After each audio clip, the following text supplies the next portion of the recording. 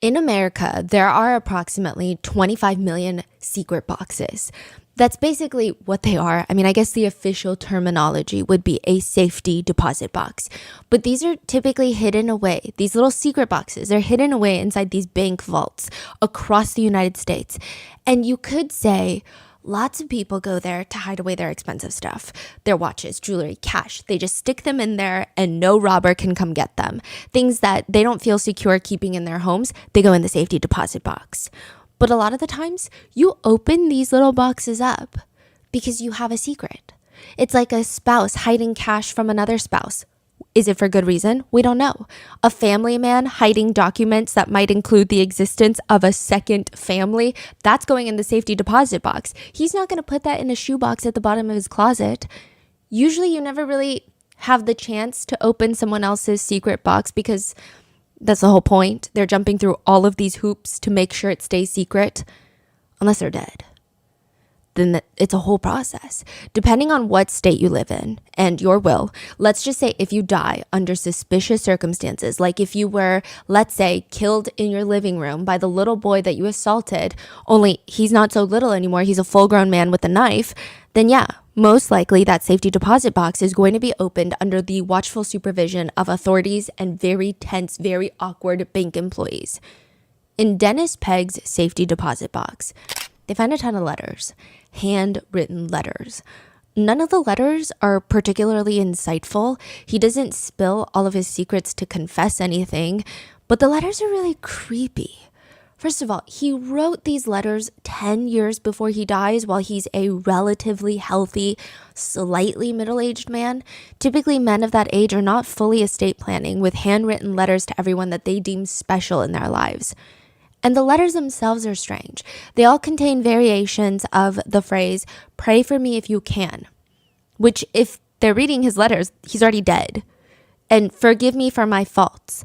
I've forgiven you for yours. You were always like a little special son to me or a little brother to me." It's just letter after letter in that safety deposit box, most likely written for his victims. Victims who, after their abuser is dead, will be delivered a handwritten letter asking them to pray for their abuser. In part 1, we went over the night of the killing where Clark, after 33 years of not doing anything about Dennis Pegg, his abuser, when he was 12, he decides he's going to do something now. He goes to Dennis Pegg's house after 30 plus years. Dennis sees him at the front door holding a hunting knife that, ironically, Dennis taught Clark how to sharpen. And all he says is, "Hey, how are you?"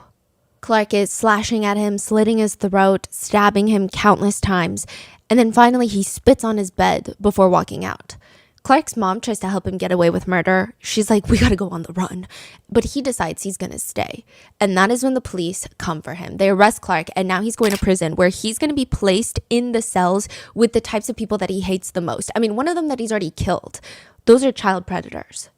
In part 2, we're going to cover Clark's time in prison, how he survived, all the strange details about what it means when your fellow cellmate keeps flushing his head down the toilet, and how Clark is now a free man. We also go into depth about what happened to his brother, another victim of Dennis Pegg who ends up being killed by Dennis, and what even happened in those 33 years between Dennis Pegg abusing Clark and Clark killing Dennis for what he's done. Why did the FBI come to find Clark? How does he get involved with the mob, the mafia? Also, the fact that Dennis Pegg has likely close to 100 victims, including his own grandnephew who self-exits soon after Dennis Pegg's murder, and somehow throughout all of this, the one person that Clark cannot stop thinking about is a woman named Lisa. So what role does Lisa play in all of this? This is part 2, the final part of our interview with Clark Fredericks. All of those questions will be answered in this part of the episode, but there are still so many details and stories that Clark has to share that you can find in his memoir, Scarred, or by following him on his social media and by checking out his podcast. So with that being said, let's get into part 2. You've been reached out by the IRS, the FBI, and Homeland Security? That's correct. Were you counting cards? I studied counting cards, but I found it to get a little distracting. This is going to sound weird. Okay. You know, I would go to the casinos and I would walk the casino floor and I would get a vibe for a table. And I'd be like, this is the table. And I just get a feeling for it. and I would gamble, and I would get a feeling like, all right, it's time to up your bet. And I had an unbelievable, like, 4 or 5 year run in the casinos that was just astronomical. I'm working in the tire automotive field, making $700 a week, and I'm down in Atlantic City winning tens of thousands of dollars left and right. And you're just putting cash in your closet? In my briefcase in my closet. This goes on for how many years? This was a distraction from my pain. Yeah. And it's not like it's not like I consciously said, I have trauma from being abused as a child. I need to gamble to distract myself. Yeah. It was just, I'm uncomfortable. I feel uncomfortable. It's my trauma in there making me feel uncomfortable. I feel uncomfortable, and I need something to distract me from that uncomfortable feeling. I need pleasure. I became a pleasure seeker. Don't address anything. Don't ever go inside. Let's just seek pleasure our whole life, whether it's drugs, gambling, whatever it may be. Seek pleasure. So that's what I was doing with gambling. Like, what is the most you've lost? Most I lost was $75,000. And do you feel it in that moment? Like, I just lost $75,000. Oh yeah, you can't sleep. It's just acid is awash in your stomach. Mm-hmm. But again, the high you get from losing is just, it distracts you from everything, just like the high from winning. Mm. You start by reading books about gambling, and then somehow you end up being very superstitious. Yeah, I mean, I went down there just on a whim, like bored with life, and won 1,700. Went back, won 2,200. But I was getting yelled at the blackjack table because I didn't know what I was doing, but I was still winning. So I'm like, I'm not going to go back until I know what the hell I'm doing. And I would always hear all this screaming at the craps table. It sounded like a blast. So I had no idea how to play craps. So I took like 6 months. I got 5 deck of cards. I read all these books on blackjack. I read books on craps. I would throw dice in my room. I would play all the hands of blackjack. I'd pick which one I am and see how it would affect things, my decisions. And I did that for 6 months until I felt comfortable to go back down. And then just like, boom, like 17,000, 28,000, 30,000. It just went boom, boom, boom, boom, boom. Is it true that, like, if you win or lose, you could blame it on the fact that you stepped on a crack? Like, is that, like, genuinely what starts happening, or? Those little quirks didn't start right away, but as you start winning more and more and more, you start thinking, all right, what did I do? Like, all right, I better not step on any cracks. like I don't even know where it came from. Like, it was just like, boom, like, all right, what did I do in the days leading up to going to the casino? Like, oh, when I went up the stairs, I jumped that second stair, and then that, like, I skipped 2 stairs there. So, like, then I would have to go up the stairs a certain way, and then I couldn't step on any cracks on pavement, like, and then, like where they paint the blue handicapped spots with the wheelchair, I'm like, that's bad luck. Don't ever step on that. And then when I would get to the casino, there was a whole other ritual, like for rolling the dice. It would, I would have to tap it a certain number of times, and in my knee, I would have to hit the table with my knee a certain number of times before I could roll the dice. And it was like, it just started getting more and more and more and more insane. You start at the casinos, but then you get involved with the mob. Yeah. Another brilliant decision. Okay, so you get involved with the mob. How much do you owe the mob? It was because I needed action every day of the week to distract myself from feeling uncomfortable. So, like, I couldn't wait to the weekends to go gamble. I needed something. What am I going to do Monday through Friday? Yeah. So it came about that I could, through a bar, I could start sports betting every day of the week.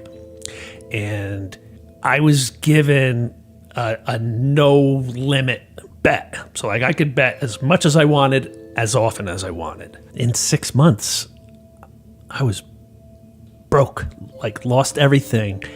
And in that last week, I was down 20,000 and I didn't have it. Now you would think, all right, it's time to walk away, Clark. But no. I'm going to get that 20,000 back if I can, plus some. So I called the number that I called to place my bets, and I said, hey, I got to move some money around. Can you let me carry that 20,000 over for another week? And they're like, for you, anything. I'm like, okay. So I go into that next week, 20 in the hole, and I'm like, I got to get that 20 back. Plus, I want to keep gambling, so I need to win on top. So I just start making really stupid bets. And when the week ended, I was 77,000 in the hole to the mob. So when you were gambling in casinos, you were making money. Yeah. How much were you making? Oh, hundreds. I mean, my largest win was 153,000. And that was after losing 3 times on the craps table where I had 20 to 30,000 at a clip up there. Wow. So I was well over $250,000 just for that one time. But I mean, 50,000, 70,000. My host put me into a blackjack tournament for 75,000, winner take all. And he's like, I think you got this, bro. Your luck is unbelievable. I didn't win. I got knocked out about halfway through it, but I went to a high stakes blackjack table and I won 80,000. So like I won more than what the prize was. So then you were like, okay, I'm going to do this with the mob. And then you're down 77,000. And now the mob is trying to kill you. The mob is threatening me, threatening my life. The mob is telling me the best thing I could do for myself is to go rob a bank. The guy's like, look, if you get caught, you're looking at 5 to 10 years. You'd be a hell of a lot better off doing 5 to 10 years than what we're going to do to you. And they're calling me every day.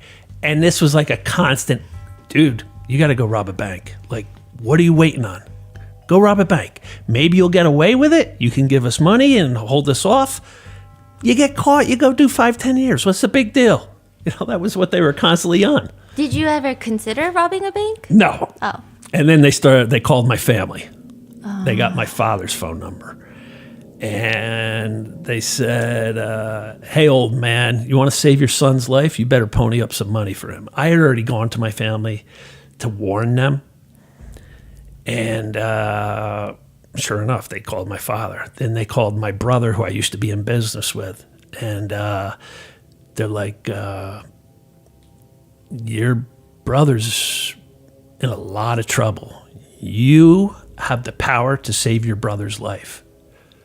You can do that by paying us what he owes us. And I had told everybody to tell them, like, this is Clark's responsibility. He'll handle it with you. And that's what they both said. But it scared everybody to death. Were you not scared? Oh, yeah. It was the worst time in my life. Okay. It was horrible.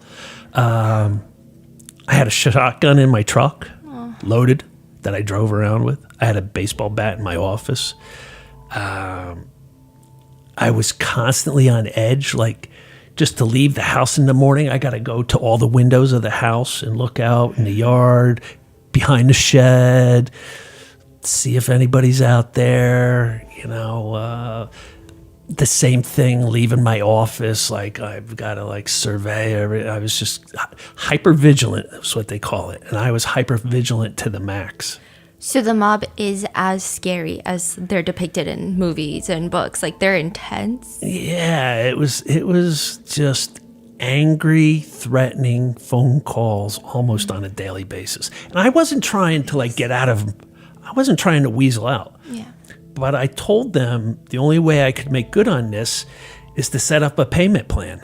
And what I really could afford was $500 a month at the time, because I had a lot of debts to casinos. You know, like Casinos would all let me have, markers, $20,000 markers in them all. So I had all these markers I owed, and credit cards were maxed out. And it's like, I'm trying to juggle everybody. So I told the guy, I can do $500 a month. And the guy went absolutely bananas.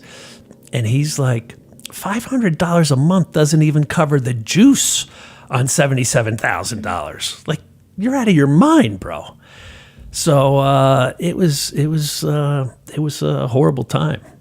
And then I get a phone call after months of this, and it's them. And they don't ask for money. They just say, "You're a dead man," and click and hang up. And then a couple months goes by after that where I'm completely like on edge, like can't sleep. You're always listening for every little sound. Like, is that somebody out there? And I get a call. At this point in time, we had 2 Tire Automotive Centers. I had one and my brother had one. And I happened to be at my brother's store one day, and his office manager came in the back room and said, "Hey, there's a phone call for you." I'm like, "Who the hell's calling me over here? Nobody knows I'm here." He goes, "I don't know. They asked for Clark." So I answer the phone, and the guy introduces himself as a special agent with the FBI. "I need to meet you at your Newton location, the store I had, on Thursday at 3:00. And I'm like, "Well, bro, like, you got to tell me what this is about." He's like, "No, I don't." He goes, "I'll see you Thursday at 3:00. And he hangs up. And then your mind just goes like in a million directions, like I couldn't fathom what the FBI is coming to meet me for. Like I was doing some now and then, and I'm like, is the FBI going to try to pinch my dealer by put pressure in me? Like, I'm buying a gram of, like, when the FBI is getting involved on a gram of. So I had no idea what it was. And then the guy came to the store, and clearly was an FBI guy, and said they had an informant inside one of the major crime families who told them a hit had been put out on my life for my gambling debt. And if I didn't think it was real before then, that really made everything real. But you still didn't snitch. You didn't cooperate with the FBI. You're like, well, No, they wanted me to wear a wire. And I was like, are you out of your mind? Like my life is hell right now. You want me to wear a wire and make it even worse? I go, and I told the FBI guy what I told the mob guy. I go, this is my problem, and I'm not running from it, and I'm going to deal with it. And the FBI guy said, well, that's very noble of you, but if things get too heavy for you, here's my card. You can call me. Wait, what did the FBI guy offer you at first? He said, wear a wire and we will help you? Or Yeah. It's not like, like, we'll solve your problem by taking these guys down. And I'm like, no, this is my problem, and I'm not going to compound it by wearing a wire. Wow. Is it because that you scared that wearing a wire is more dangerous than... That's just not the type of person I was. Like, it wasn't in my DNA to become a little weasel snitch wearing a wire. Like, Interesting. Like, no, it's not who I am. Wow. It's all in the book. Yeah. But Yeah. if you, because I know the FBI, Homeland Security, and IRS Criminal Division reached out. If you had to rank them in intensity, who was the scariest agency? Because it's a lot of experience. Division of Homeland Security, I'd say, is at the bottom. Yeah, that makes sense. Boy, the They're gonna call you FBI, the IRS did a full audit on me. They thought I was money laundering because I was putting in all this cash from the gambling winnings into my bank account. That was a nightmare doing. You didn't just tell them you're that good. They're like, no, we don't. Well, that's what I eventually got to that point with them. But there's laws for trying to skirt the $10,000 notification rule. dummy me, like somebody said, oh, if you put in under $10,000 deposit, it doesn't get recorded or notified. So I'm like, oh, cool. So 9,800, 9,700, 9,600, 9,700, 9,800, 9,200, 9,400, 9,800, like nonstop. And then that sets off all the red flags.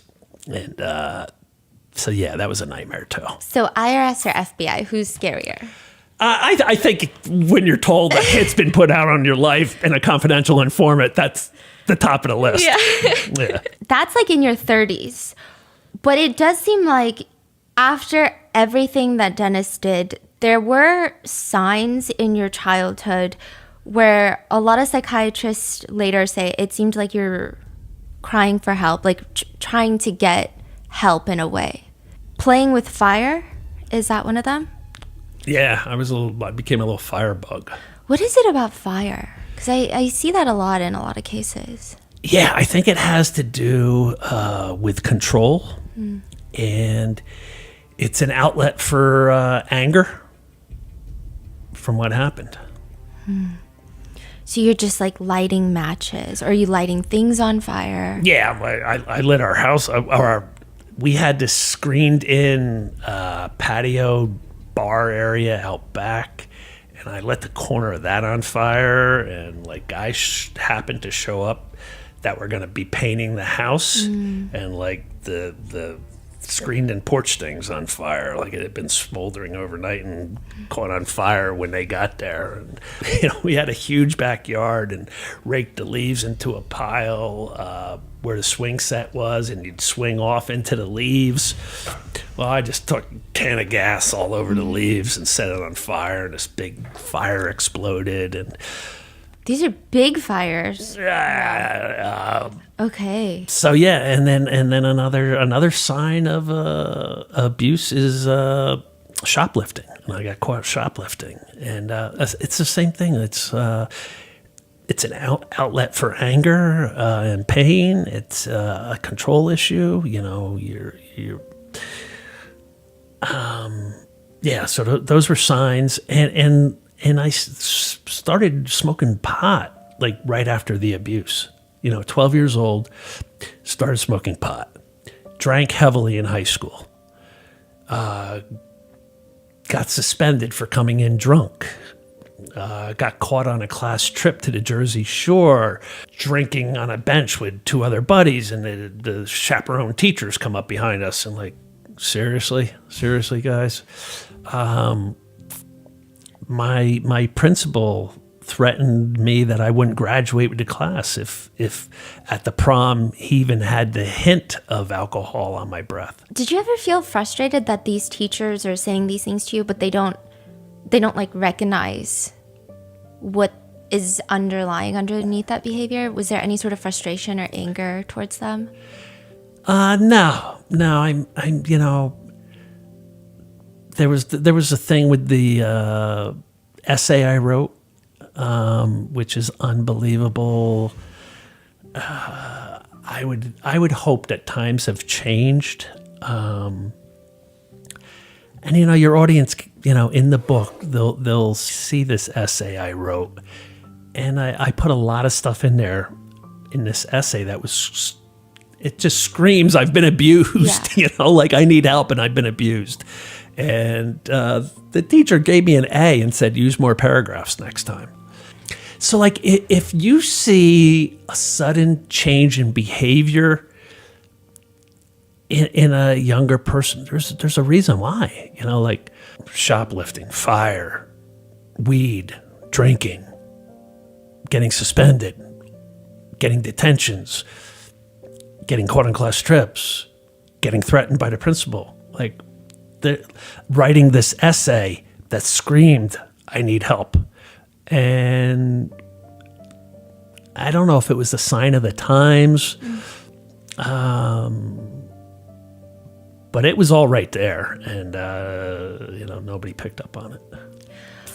What's interesting about your case is that, because I know there's a lot of cases where maybe victims' family and parents are not as involved in their lives and they might be missing a lot of the larger signs. But it seems like your dad was picking up on these signs, and he asked you multiple times Yeah. and you never told him what happened. And I really, like, you know, I've been asked, you know, if I have regrets in life, you know, like, do I regret owing $77,000 to the mob? Do I regret doing drugs? Do I regret, you know, like, really the only, and it's tough to have this regret, but I do have this regret, you know, like being a young boy and lying to my father when he asked me if Dennis Pegg ever touched me. And I just couldn't. The shame is there and the pain is there. And my parents viewed me as the golden child for surviving this operation. And I just didn't want to become now the abused son who's tortured inside mentally. You know, so I just told my dad, no, he never touched me. Around the time that your dad starts asking you if Dennis Pegg ever touched you, there were some other kids that were talking about it. Yeah, that's how it came out. And nothing happened. All right. Now just picture this. You have a 260-pound hulking lieutenant at the jail who's waiting out in the parking lot for young male inmates to get released so he can take them home to his house to mentor them. I'm a mentor. I'm going to give you a safe environment. You come live with me. We'll get you back on your feet. In the middle of the night, he would pounce on these young male inmates. Some ran away. Some didn't. Some probably froze like I froze. But the ones that ran away in the middle of the night in Stillwater, Stillwater is just like a little tiny rural town. And they would hitchhike. And when they would get picked up, they would tell the people, like, I just got out of jail and this guy told me he would give me a safe place to stay, to get my feet back on the ground. And in the middle of the night, he's in my bed trying to do stuff with me. And it spread like wildfire around Stillwater. And that's where my father sat me down, said, did Dennis ever touch you? The first time he sat me down was probably a year after so I was probably 13. The second time was when a waitress in a donut shop told my father over a cup of coffee that her son, who was a classmate of mine, same grade, from Stillwater, in the Boy Scouts, had been by Dennis. And my father came home after she said that, and this time he said, before you answer me, I just want you to know you'll never have to go to the cops. You'll never have to testify in court. I'll take care of Dennis myself. Did he ever touch you? So is my father saying, I'll kill Dennis? That's how I took it. And that's way too much weight to put your teenage son under. Like, as tempting as it was, like, I was tortured over that for a long time. Like, man, do I tell him? Do I tell him? Do I tell him? I want Dennis dead.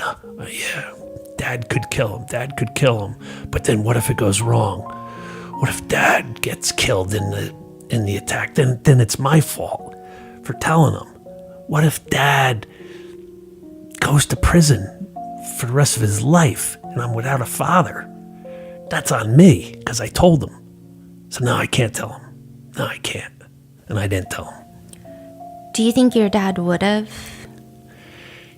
Yeah, because there's something later on in the book my dad told me on his deathbed, and I just confirmed that he would have done it.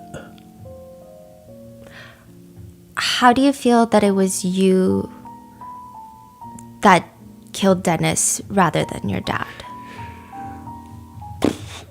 Yeah, nobody's ever asked me that.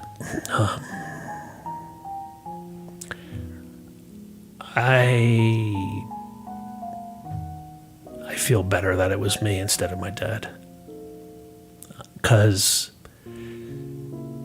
sending somebody else to do your work to...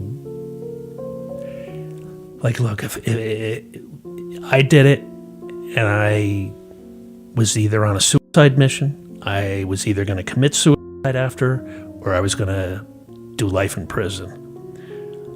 That's on me.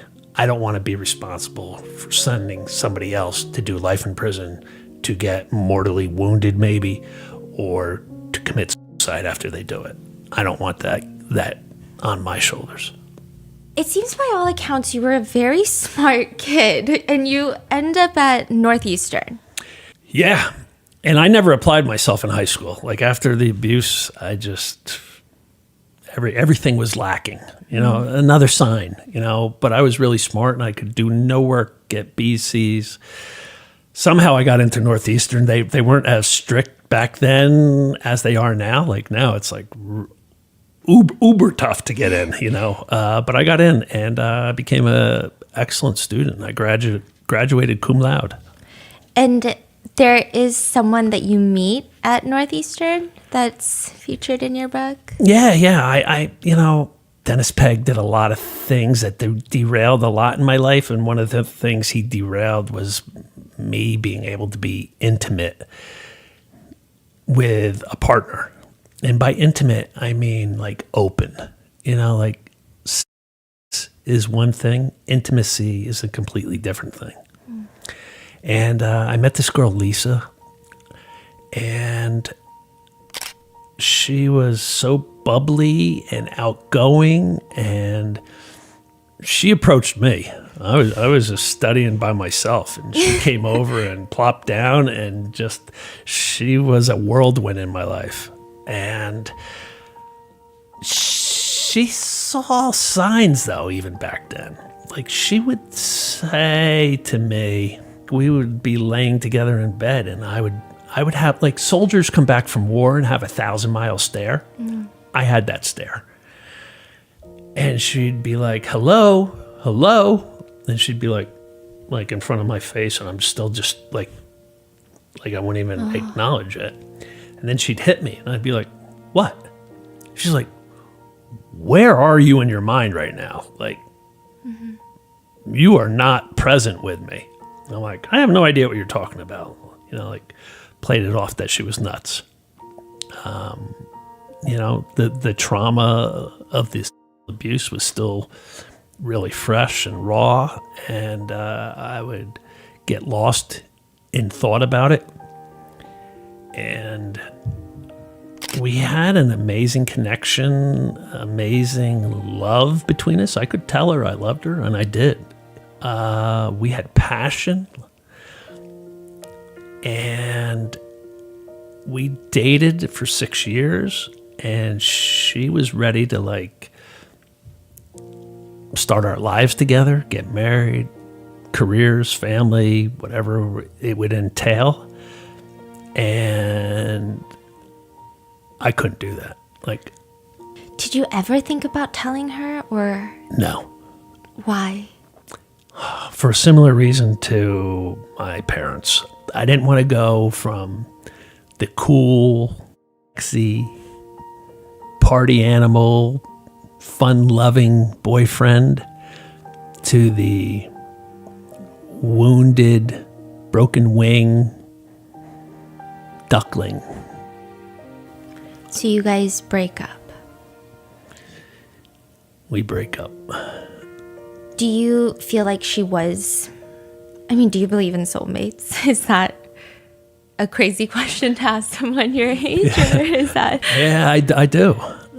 Yeah. Do you think that she was yours? Yeah. How long after college do you guys break up? I was a year ahead of her. So I graduated, and then she graduated a year behind, and then another year after that is when she's like, what are we doing here? I was just jerking her around at that time, and she's like, she was living in the city. I was living in Jersey. I would go in for a weekend. We'd have an amazing time, but then I'd disappear for a month or two. And then show back up, have an amazing time, disappear again. And she's like, every time you disappear, you're breaking my heart. Like, what are you doing? And I just, she's like, are we going to get our act together and get going on life together or not? And I go, I can't do that. Like everything is subconscious with it, with abuse. It was just like the thought of getting married, being tied down, scares me to death. It makes me feel really uncomfortable because being tied down and scared to death is how I was in that guy's house. And I'm feeling trapped, and I felt trapped in that house. So just that trapped feeling, I can't feel trapped. I don't want to feel trapped. Don't make me feel trapped. I'm going to run if you make me feel trapped. You're making me feel trapped. I got to go. Sorry. And that's how it was. And that's how it was with careers. You know, like in my 20s, it was like 2 to 3 years in a career, and that was it. Like I'm getting really uncomfortable feeling. I'm feeling trapped. I'm feeling like just a lot of pressure. I'm just feeling like I'm just like getting pushed down into the ground. I gotta run. I gotta go. I was a prey caught in his snare. He had me trapped for years, and I just never wanted to feel that feeling again. Just an interesting observation. You don't have to comment, but it's interesting because you feel that way with relationships and careers. But in your book, you don't use this terminology for your careers, but you do with Lisa. You have this tendency to write post-Lisa when describing certain events that happen after the breakup. It's very interesting. Back in college, myself and my 2 roommates and Lisa and her 2 roommates, we all dated. So the 6 of us were always together. 2 of the couples didn't make it, Lisa and I being one, but one of the couples did. They got married. After college, you guys break up. You're in, the FBI's calling you, the mob is after you. Everything is kind of everywhere. And then you kill Dennis Pegg. Yeah. Like, in your darkest time, you never thought, like, maybe I should reach out to her? Constantly. Over the decades, constantly. What stopped you? Just the way I was living, the shape I was in, the shape my life was in. Like, I had so many grandiose fantasies about finding Lisa and sweeping her off her feet and riding off into the sunset. But I've got the mob wanting to kill me. Like, I'm really going to bring her into that. I'm going to go find her, sweep her off her feet, ride off into the sunset. But I'm addicted to drugs and alcohol. Really? I'm going to bring her into that? So you don't... So there was never a good time. I talked myself out of it. I would talk myself into it, and then I talk myself out of it. So you don't not reach out because of you. You don't not reach out for her. Like, you don't want to bring her into these things, so... Yeah, I don't want to hurt her all over again. Like, I knew I hurt her back in the day, and I cared so much for her, I didn't want to do that again.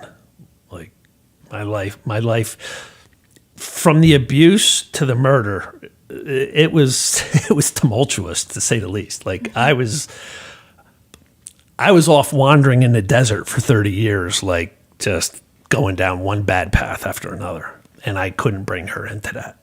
So now you're in jail. You're facing life in prison after the killing. You're withdrawing from drugs. You have a hole in your hand. I mean, what are your options? To plead insanity? Like, do you have any options at this point? What's going on in your mind the first night in jail? Well, they put me in the suicide cell, yeah, which is exactly where I needed to be. Do the lights turn off in there? No. I feel like that makes things worse, no? Okay. You know, the camera's in there, and, you know, it's on you, and, yeah, it was hell. I think what's interesting is I was reading through all of, like, the psychiatric reports that were done when you were in jail. Did you feel like a lab rat? It seems like there's so much debate about your state of mind. Do you feel like you're just being poked and prodded at? And Yeah, like those psych exams were like nerve wracking.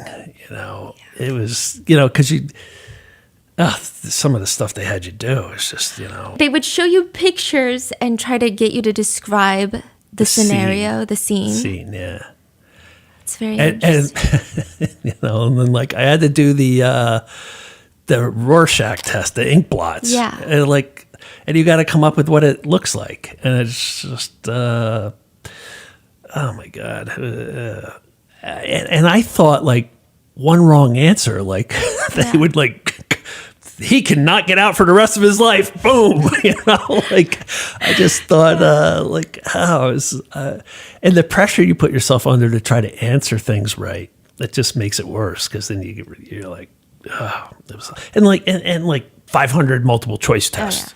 Like, boom, you got to take this 500 multiple choice test. Like, and they ask you the same question in that multiple choice test 4 different ways, seeing if you. Yeah. Like they'll reword it, but it's the same question to see if you answer differently, It seems like you were honest. I don't know. This is one. So you were shown a picture that is not provided, but you say that it appears to be a man who's pulling away. She's trying to hold him and talk to him. Maybe he drinks too much and has anger problems. So it feels like you took these tests very seriously. Like it doesn't seem like you were trying to answer how they wanted. Almost feels like I'm talking about Lisa and I. Yeah. When you get to prison, eventually, you have to carry around a file so that if someone accuses you of being a pedophile, prisoners will show their file. Were there a lot of pedophiles getting beaten up in prison? There's a lot of fights, but it wasn't necessarily the pedophiles getting beaten up. Believe it or not, the prison likes the pedophiles because they're the snitches. So like they use them. That's so interesting. To be snitches. So like they, they hate what they did, but they use that against them to get info out of them. So on the unit I was on, I was told by my therapist that 2 out of 3, I was told 1 out of 3, closer to 2 out of 3 guys on my unit was there for a crime, mostly involving children. I was like, are you kidding me? And I'm like, oh, yeah. And then I was told, one of the guards told me like, oh yeah, they're our snitches for us. Like they give us all the dirt on guys. If you hear about a pedophile that gets beaten up in jail, did you feel anything? Were you just like, well, in the county jail, the tier I was on was not supposed to have any, and yet somehow I was told by paperwork getting mixed up, they kept putting pedophiles on my tier in the county jail. And the guards in the county jail hated the pedophiles. The pedophiles in prison, they use them. In the county jail, they hated them. And they would come up to me and be like, that guy that just came on, he's a kitty toucher. So like they would be like egging me on to like do something. But that would have made your life exponentially harder as well. Yeah, and I was cognizant of like, what will that look like to go to trial, to go to sentencing, and all I've been doing my whole time here is beating up pedophiles. Like, how could they possibly release me then? But I would tell them, myself and another guy would go sit down with them. And I did this a couple times early on, and then I just let 2 other guys down. And we would just say, look, man, we got word that you're a kitty toucher. You know what they call them in there? I don't even know if I put it in the book. I don't think so. Tree jumper. Why? think of the guy with an overcoat on, hiding behind a tree, and then a little kid walks by and they jump out and open their overcoat. Tree jumper. So like that's what they're called here. Like out west in California, they call them chomos. Oh, Child molester. Chomos they call them. But here in Jersey, New York, they're tree jumpers. And sort of, the guards would either say kitty toucher or that's a tree jumper. And we would just be like, sit down with them at a table and be like, look, bro, we're told you're a tree jumper and you got to go. You got to hit the button. You could go over, there's a button by the door and you press the button and the guards would be like, what do you want? And you say, I want to check in. Means protective custody. Oh. So I did that a couple times. I'm like, look, if we're wrong, I apologize. But it's not safe for you to stay here because that's the word now. And somebody's going to come after you. And they'd be like, it's not me, man. I'm not here for that. I'm not here for that. And we'd get up and be like, sorry, bro. And we'd walk away, and within a minute, they'd go over to the button and be like, I need protective custody. So you never wanted to maybe punch one? No. Like, I wasn't there. Like, I've said this. Like, if I got a life sentence, then all bets were off. Yeah. Right. But yeah. I wasn't. And my therapist told me about how many were on my unit because she didn't want me to do anything stupid. She goes, don't tell the guys on your unit what you're here for. Yeah. Because it's called putting a battery pack on your back and amping you up. So she go like, if the guys know what you're here for, they're going to put a battery pack on your back and try to get you amped up to go do something stupid. I go, nobody's going to make me do anything I don't want to do. Yeah. I go, they're not putting any battery pack on I go, and in the psych exam, they asked me that, like, how do we know you're not a risk to harm other people? And I'm like, unless you were the person who abused me, I'm not out to avenge every pedophile out there. I go, just the one that abused me. So, what was worse, the mice or the cockroaches? Oof. Well, I was on the top bunk, so I didn't have to necessarily deal with the mice.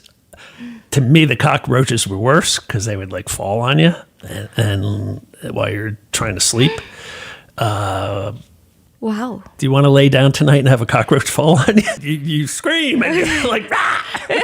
That was in a place called CRAF, CRAF. And that's when you leave the county jail to go to prison, you have to go to this place to get classified which prisons suit you best. And it's they purposely have it as a hellhole to like frighten you from never wanting to come back into the prison system. And the guards are frightening, and the mice are frightening, and the cockroaches are frightening, and everything's disgusting. And it's just like, you don't want to go back to CRAF. CRAF was hell. I mean, how is prison in general? But like, how bad is bad? I mean, I see people are flushing their heads in toilets for drugs, for smoking marijuana. Well, those toilets are like the airplane toilets. It's just like sucks. So if you want to smoke weed, you put your head in your toilet and blow it and hit the button. You can always tell somebody who's smoking weed in their cell because the button goes. You just hear the suction sound going and going and going and going and going. So guards are just walking by and they just see cellmates with their heads in the toilets. Well, there's usually only one guard on at a time. There's a guard on the floor, and then there's like two guards in a bubble, and they have to do a walkthrough like every so often. So when they just did their walkthrough, like, all right, I got 2 hours now or whatever it is, or an hour till they do another one, so you can smoke your weed then.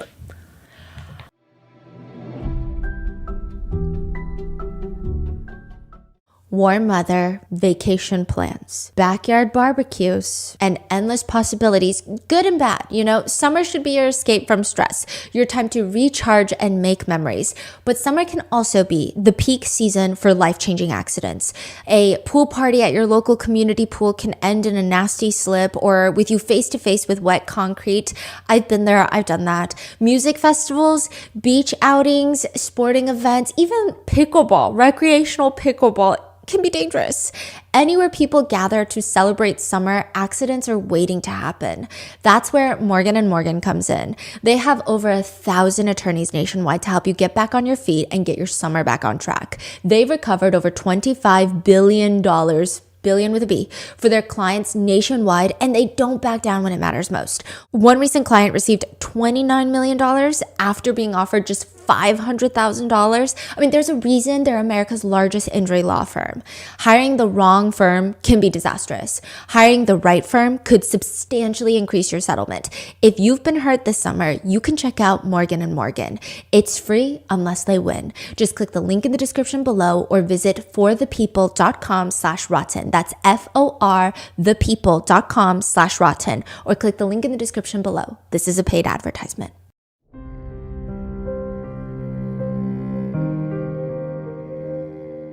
You wrote a good chunk of your book in prison, but you used a prison pen. Can you describe what a prison pen is? How?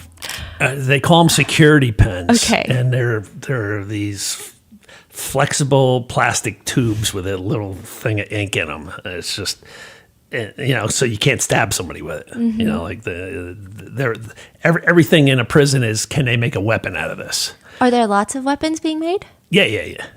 Okay. Yeah. Like, I mean, one of the main things they liked where I was at was the tiles in the shower were coming out, so you could like pop a tile off and then carve it down into a point,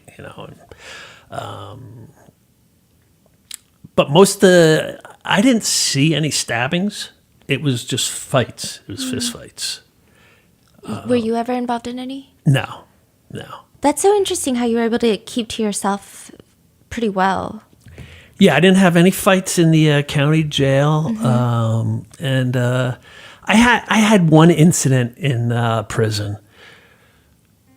We lined up for the shower, and this big guy, and he was not mentally all there, so which you always have to be cognizant of. He went around everybody to the front of the line, and everybody started moaning. And then, for whatever reason, they looked at me like, say something. So I go up to him, and I'm like, hey, bro, we're all waiting in line. You gotta wait at the end of the line. I'm next. I go, come on, man. We're all being cool. Just, you can't just cut the line. I'm next.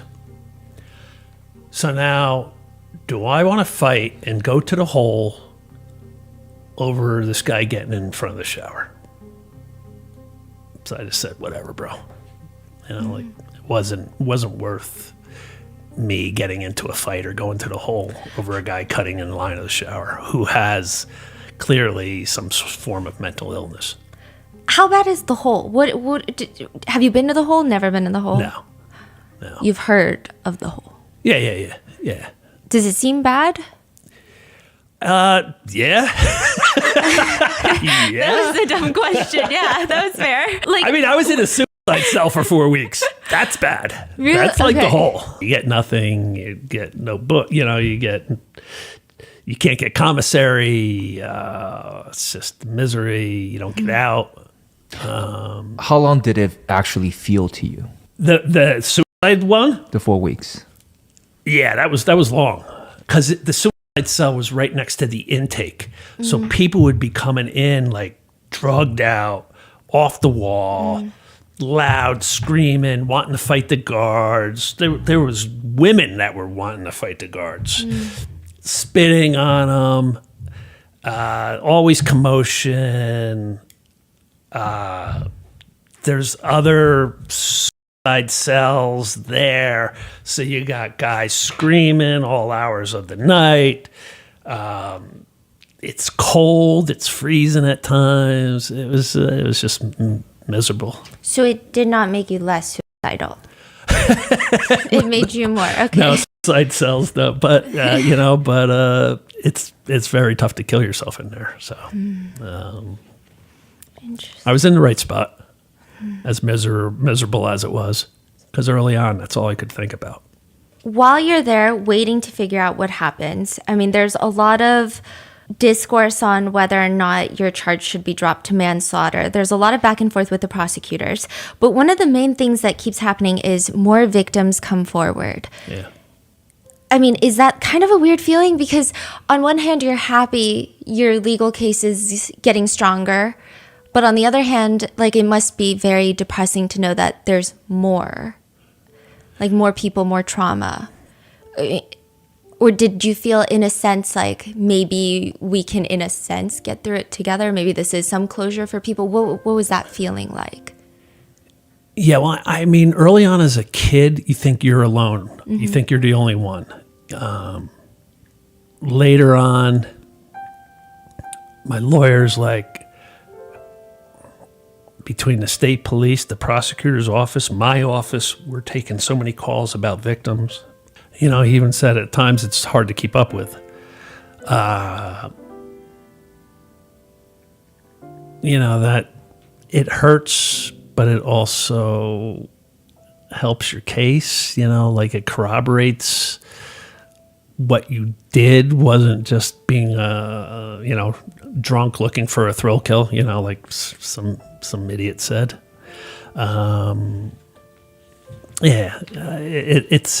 It's tough to, like, know that you need other people's pain to come forward to help you, Yeah.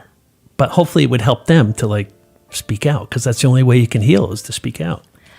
You said, like some idiot said. I had the article from the idiot. Okay, I'm going to read snippets of this article, but I do have questions later because... And I don't know if we should use his name. I don't even want to give him... He's deceased. Yeah.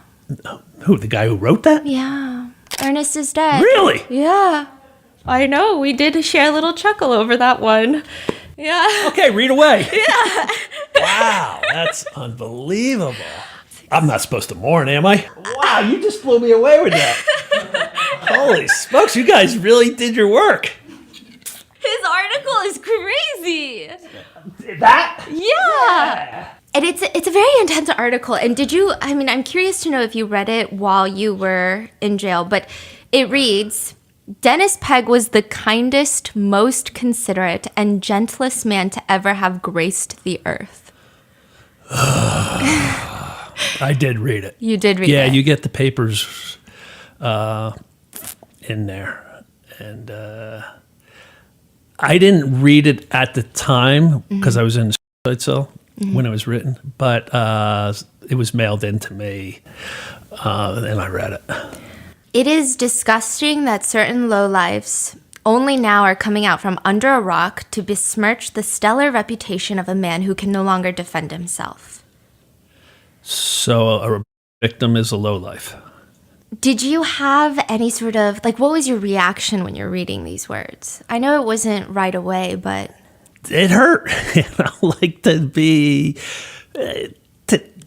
see someone speak so highly about a predator. Like, everybody heard rumors. Mm-hmm. This guy had to hear rumors too. But to discount that and build this guy up as something he wasn't, you can't rape little boys and do something good and just people focus on the good. No, you're little boys. Yeah. Like, any good you do is out the window. And yet Ernest wanted to just focus on the good. Wait, did we talk about who wrote this article? Yes, his name is Ernest, and he was very friendly with Dennis Pegg. Very close friends, and also his attorney. He also owed Dennis Pegg $12,000. I mean, the things you can find on the internet are very strange. I don't know. But he is since deceased, but I just find it like unthinkable, because even if I had a friend, but all these victims are coming forward, there's no way that you can write these types of words. It just doesn't make sense to me. I mean, Yeah, I mean, he had to know the rumors, and yet you're going to call me a lowlife coming out from under a rock, and you're going to build Dennis Peg up as this pillar of society. Like, I don't know how you do that. I don't know how Ernest lived with himself after writing that article.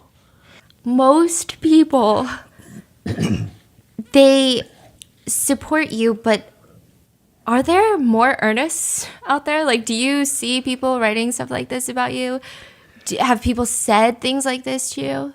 No, just the internet trolls. Like when I'll do something, you can't get away from them. Maybe you don't have them, but No, there's no escape. yeah, but I'll get a, and I don't know what joy they get out of it. Because when I do any type of interview, I put my heart and soul in it. Everything can be corroborated. I'm not lying about anything. People think you're lying. Yeah. Oh, yeah. It's all Like record. this story is BS. Like, what is BS? It's Google my name. Yeah. And early on, I would try to interact with the internet trolls just to be and then they vanish. You don't hear from them. So I just gave up trying to why bother? But yeah, as far as Yes. people in my community, no, I don't hear anything from what Ernest wrote back then. I don't see that. But okay. I looked up Dennis Peg's obituary. Oh, isn't that horrific? Yeah. And I thought surely it's going to be a 5-sentence ordeal where maybe the family is like, okay, he's gone. We're in mourning. He's survived by these people. It's like a 1.5, 2 pages. It's talking about his time in the Boy Scouts extensively. Has anyone in his family reached out to apologize? Have they said anything to you? No, I've been asked that, because people are like, did anybody in the family ever say I'm sorry, for what happened to you by our brother, by our uncle, by whoever? And no, nobody ever reached out. And they were all interviewed by the prosecutor. Mm-hmm. And not one person made mention of Dennis having a traumatic childhood. It's a falsehood that those abused become abusers. I had a therapist who worked in a diagnostic center for pedophiles. She said 100% coming in the door said I was abused as a child. They would give them all lie detector tests. 75% failed when asked, were you abused as a child? So they all use that to try to garner sympathy for their actions instead of just saying I'm evil and I do evil things. And so none of his family will really acknowledge it, but wasn't his nephew a victim? Yeah. His great nephew committed suicide after I was arrested, and he shot himself. And everybody I know, and I know people really close to him, said what a wonderful kid he was, and yet he took his life after my arrest, and they found actual images on Dennis's computer of the nephew. Do you believe that has your arrest trigger something? Yeah, I mean, just like it opened my brother's Pandora's box, it probably opened Dylan's Pandora's box as well. Ernest writes in the article, that is the definition of a coward. That you guys are only coming out now that Dennis is dead. That's what they all are, cowards, plain and simple. Do you feel like what you did was cowardly in any way? No. I went there, like I said, basically on a suicide mission. I was ready to give my life that night. He should have had a handgun 10 different spots in that house. And as soon as I opened that front door, I should have been shot dead. It's interesting because a lot of people say that the worst thing you can do to another person is take away their life. But is that really true? Because it almost makes it seem like then what you did is worse than his crime. Yeah, I mean, I've had people say, like, you murdered. And I'm like,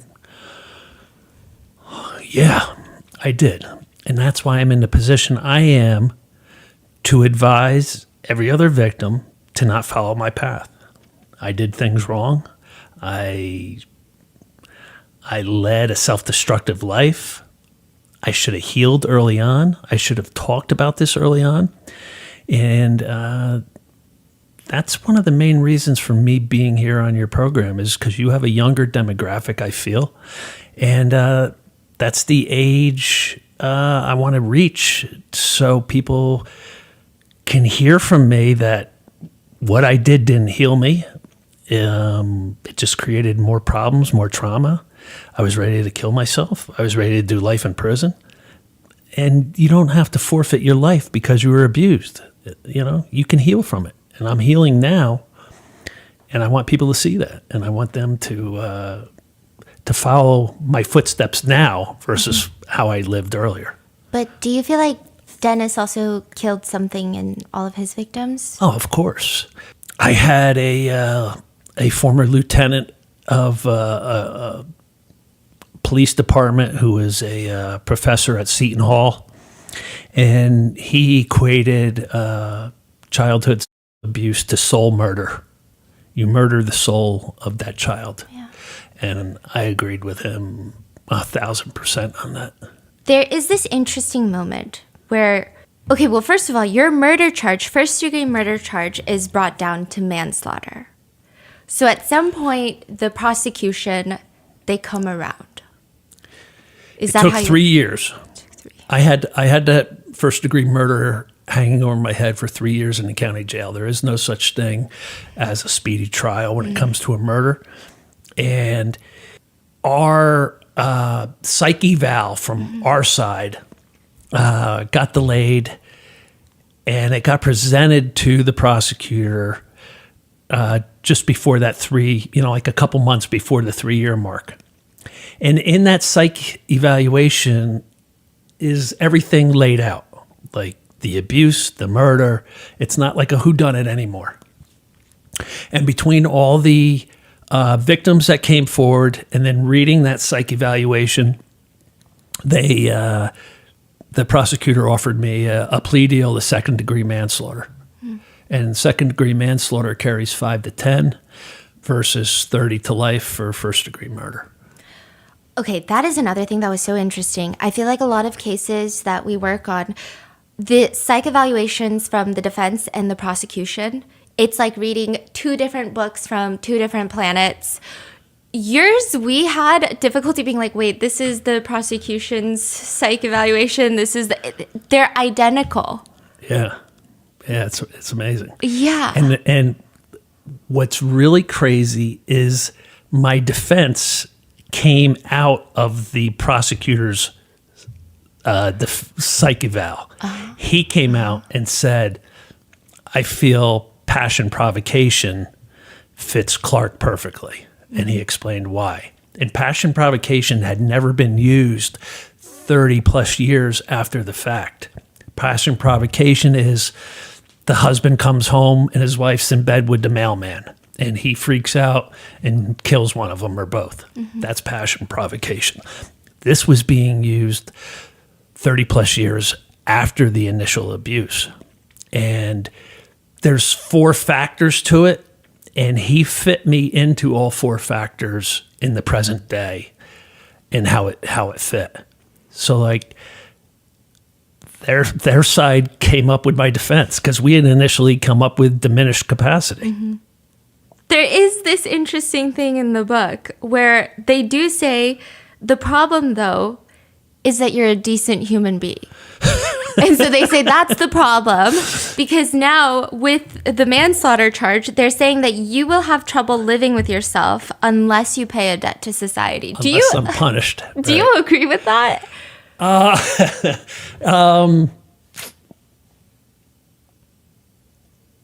Strangely, yeah. Yeah, because I've said to people, like some of the trolls, like I'm like I paid my debt, like I did what I was ordered to do, and it gave me time to think about life, to redirect my life, to think about what I want to do with my life. I needed to be away from drugs and alcohol. I needed to bring healing. I needed to confront my demons. And being locked up, even though I was in hell, prison is hell, I was able to do that. Oh, I'm so sorry. One thing, though, I will say is I'm going to link it in the description, but you have this insane interview with the prosecutor that was on your case. I thought it was the most... You guys have such interesting interactions. I'm like, how do you interact with someone that was trying to, at least at some point, make you stay in prison for the rest of your life? Is it right? is it a weird dynamic, or you guys are just buds? Like, what? Actually, this morning at the hotel before I came here to meet you, guess who I got a text from? The prosecutor saying, and this is what he said. He goes, "I'm sorry I missed your book signing. I was in the hospital. Please save me an autographed book." No, because you have some very interesting friendships. I mean, you're friends with a lot of the officers that arrested you. Yeah. You're friends with the lead prosecutor on your case. Yep. You're friends with a lot of like the forensic teams that probably processed the crime scene. Yeah. That is very interesting. My biggest supporter Yeah. throughout all of this has been law enforcement. That's fascinating. Yeah, from the very get-go, starting with Howie Ryan at the. Actually, it started on my steps of my house when I was arrested. The guy who gave me that state police shirt, he was there.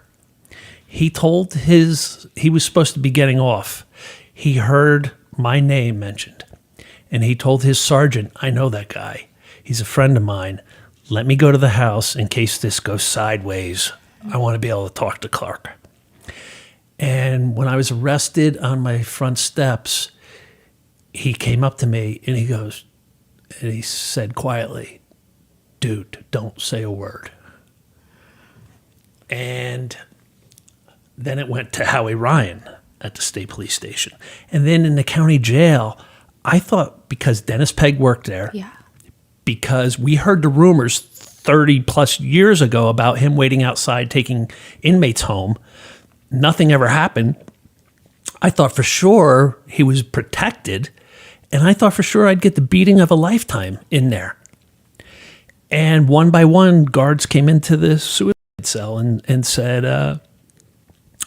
"I never worked with the guy. I'm hearing what an animal he was. Just hang in there. Keep your mouth shut. Don't talk to anybody." And that was like guy after guy after guy would tell me that.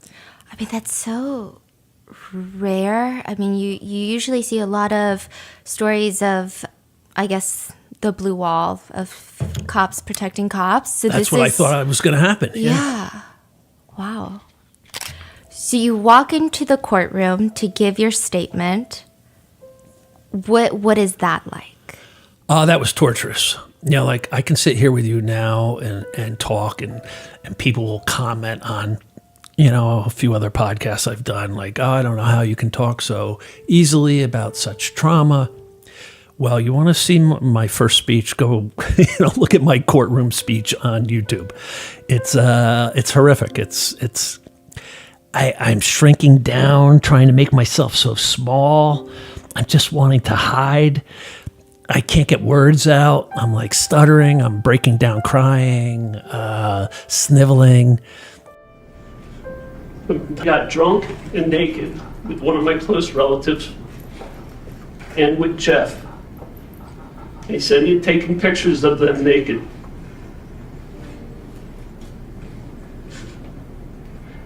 He showed me Polaroid photographs that he said he had taken of other young boys and men unclothed.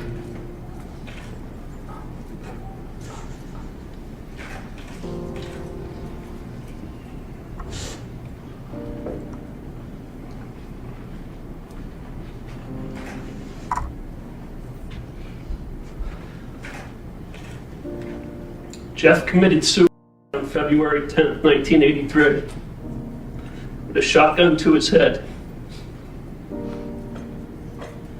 I was a junior in high school.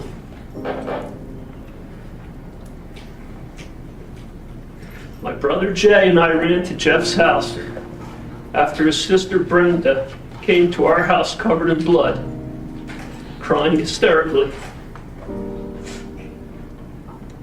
I remember standing in the living room of Jeff's house with my brother. We got there before the authorities arrived. I saw a puddle of blood on his bathroom floor.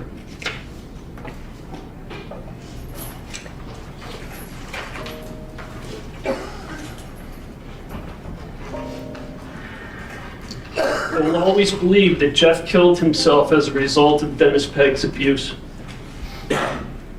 As an adult, I visited Jeff's grave at least twice a year.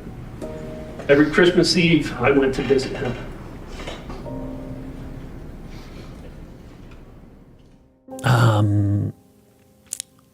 But that's how confronting your trauma goes early on. It's tough. It's tough the first couple conversations. People avoid it because they want to avoid that, but that's how you get past it. So I look at that courtroom video as a stepping stone to being able to sit here with you now and talk, fluently about it. But when you're on your way out of that courtroom, everybody starts clapping. Yeah, that was pretty amazing. It wasn't. They weren't clapping for me murdering a pedophile. They were clapping for me confronting my trauma finally. And I actually got a standing ovation, which was pretty amazing. And the guards that took me back out of the courtroom into the holding cell, they said to me, "Wow, that was a first." And I'm like, "What's that?" And they're like, "Never have I seen somebody admit to murdering somebody and get a standing ovation for it." So I was like. And they're like, "That was some speech you gave. Good job." Did it make you feel less lonely when people were clapping? Like, what is the feeling? Did you feel, is that them showing support? Did you feel less lonely?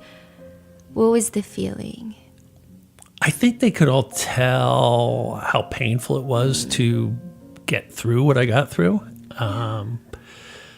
And when it comes to sentencing, I mean, it seems like the judge is in a kind of a tricky situation because it seems like there's a lot of debate about what's justice in your case of, okay, well, typically justice looks like X amount of years, but that doesn't really feel right in this case. But was there some sort of concern that if they didn't give you enough time that other people would start going out and taking justice into their own hands? Was that like a huge... Well, that was one of the things, that was mentioned. And my lawyer had me brace myself for the high end of the sentencing. Which was 10 years, correct? Yeah. Okay. He goes, I really can't see anything less than 8 years. He goes, I'd be, just brace yourself for 8 to 10 years. He had put in a motion to sentence me to 3 to 5 years, because if you have never been arrested, even though I had all those run-ins with those 3-letter agencies, I was never arrested. And he put in a motion to have me sentenced to a third-degree crime. And I had enough time in where, had the judge gone with that, I would have been released. But so he goes, all this motion that I'm putting in gives a wider sentencing range. And the judge, he took a lot of deliberation, and he said a lot of things that got me like really excited. And I'm thinking of liberating Mr. Fredericks at this moment. And I know Mr. Fredericks only did what he did because of what was done to him. And then in the end, he said, I'm not going to go. I'm not going to acknowledge, the motion for third-degree crime. I am going to sentence you to the minimum, 5 years, and I apologize for having to send you to prison for a single day. Wow. The judge gives me the minimum and apologizes for giving me the minimum. That's such a weird feeling. I mean, it's the same thing with Howard Ryan apologizing to you. I mean, Yeah. it's kind of, I wonder if it's a confusing feeling. Yeah, that's why I say I think everybody in law enforcement, look, a judge isn't supposed to have excommunication, excommunicado communications outside of the courtroom with anybody. They're human, so he's going to probably hear rumors about Dennis Pegg as well. Yeah. And the prosecutor ran a dual investigation on what I did and what Dennis Pegg had been up to for his whole life. And it was obvious what Dennis was doing. Everybody knew. And it got uncovered. And, they don't want to justify what I did. They still wanted to punish me. And I, at the end of the day, I still had to do 5 years. It's no walk in the park. It's still 5 years. And, but I had like the perfect storm. I'm in a little small town, a little small county with a monster who had a 45-year reign of terror, who everybody heard something eventually, except maybe Ernest Hemshot, who had his ears plugged. Everybody heard something about Dennis Pegg. And at the end of the day, I got the minimum. I don't think that's going to happen to anybody else. You're not going to get this type of perfect storm if you go do what I did. And that's why, and you do not want to try to heal from abuse in prison. Prison is hell. I am the rarity. I was able to do it. I was able to start my healing, getting locked up. But man, don't think you're gonna follow my footsteps. Start healing now, and instead of like following me to prison like I did. You don't want to do that. What was the first thing you did when you got out of prison? Very first thing, my niece picked me up. I'm very close with my niece, Kim, and she insisted on picking me up, and we went right to a diner. What'd you order? Oh my God, I had eggs, sausage, bacon, pancakes, everything, and just... Wait, do you not get... Okay, what was like your prison... Like, what do you eat in prison? Sorry. This is what, in prison, Yeah. the food was tough. I ate 6 nights a week. I had ramen noodles and mackerel with hot sauce and honey. That's an interesting combination. And that was 6 nights a week. On Sunday nights, they gave you real chicken. They gave you a chicken leg. So I would eat the chicken. But the other 6 nights, I had ramen noodles and mackerel. Wow. So you go to a diner and you order everything. Yeah. Yeah. And what everything from jail to prison is gluten. And I was in agony my whole 5 years, like doubled over, in pain, agonizing pain, because I had celiac. I didn't know it. And I lived on Maalox and Tums for 5 years. And so getting out and just going to a diner and getting real food, that was great. But after you get out, what happens with your brother? Yeah, nobody wanted me. I needed a place to live. And My lawyer didn't want me going to my mother's. My mother didn't want me coming to my mother's. My niece, my sister, nobody wanted me going to my mother's because my brother was there. He got divorced when I was locked up. He lost his business while I was locked up. He lost his 33-acre horse farm when I was locked up. And nobody wanted me to come home because he was in such bad shape. But it was either that or a homeless shelter. So I just said, let me just get out of here and we'll figure things out afterwards. So I went home with my brother and mother. You suspect that he was a victim of Dennis Pegg. He knows you were, but you guys never, even when you get out of prison, you don't talk about it. No. My brother didn't want to confront anything, didn't want to talk about anything. It's quite often the case, like members of family won't talk about what happened. And I thought when I was in prison, sitting in my prison cell, I would have these amazing conversations with my brother when I got out. And then when I got out and the shape he was in, the path he was on, it was difficult. Do you think he felt guilty that he didn't protect you from his I'm sure that's part of it also. He said numerous times, I should have been the one that killed Dennis. He said that over and over to me. Yeah. When did you find him? It was 2 years ago this past February.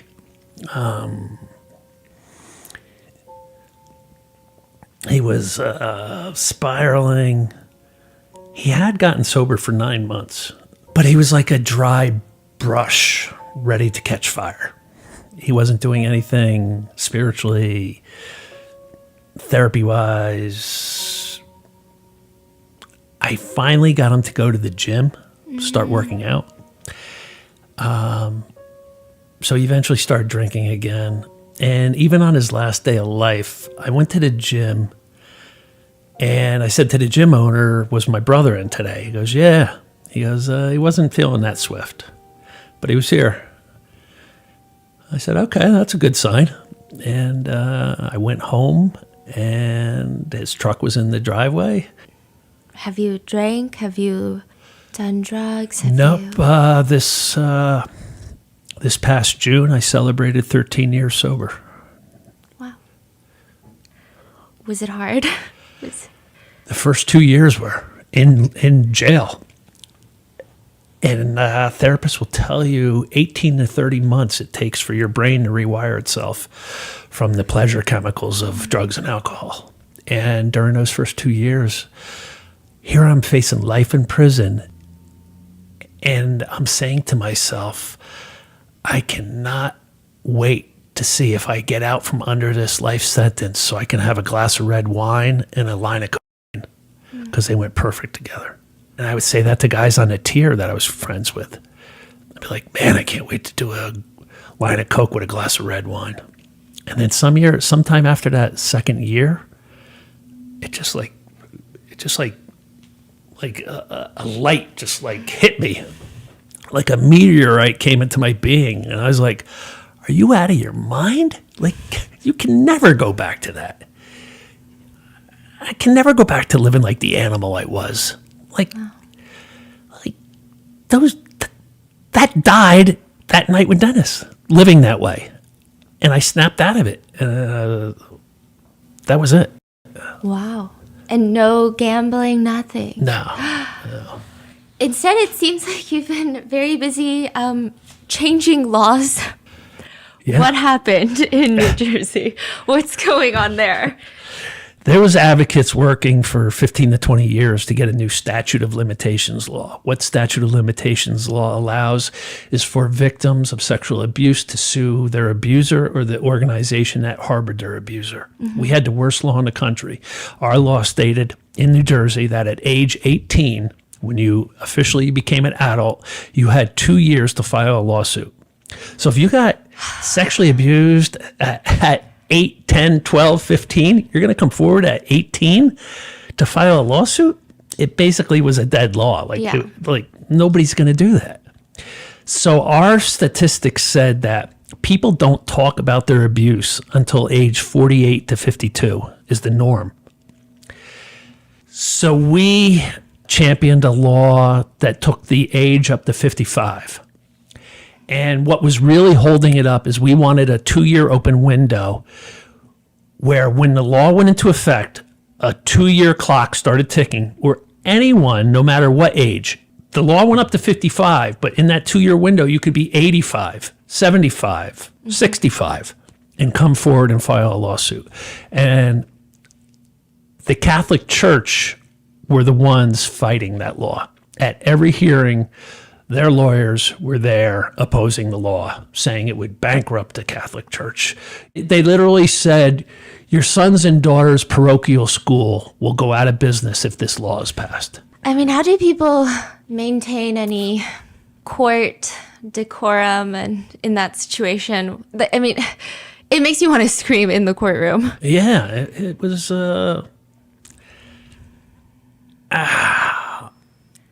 The Catholic Church it really gets me wound up, and it's not to do with your faith. Yeah. It's to do with the hierarchy and the way it's run, and what they've allowed, and they've harbored their priests to keep them from facing justice, and they're sending their lawyers to stop a law to help victims, and yet they come out and say we're all for victims. No, you're not.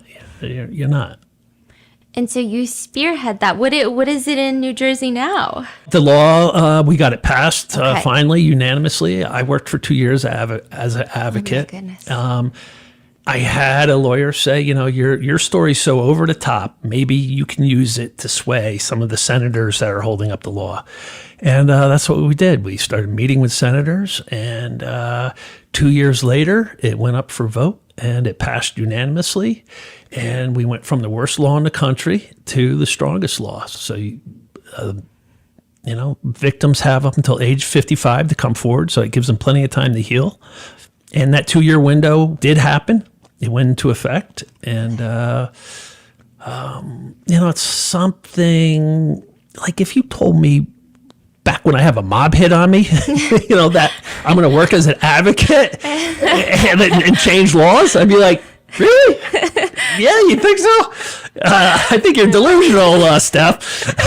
But that's exactly what happened. And myself and every other advocate that worked on that law can go to their grave, knowing we accomplished something great. Have you been to Dennis Pegg's grave? No. Okay. No.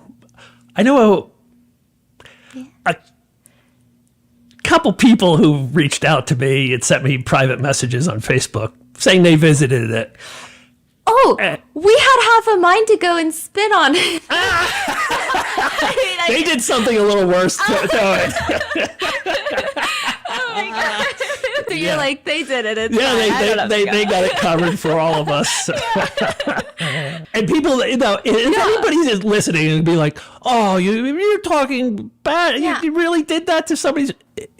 The guy was a monster. He wasn't Yes. a human. I've said that over. I can't stress enough. A literal devil. The devil. What more could you stereotype the devil as than what this guy was? Yeah. There's no salvation for someone like that.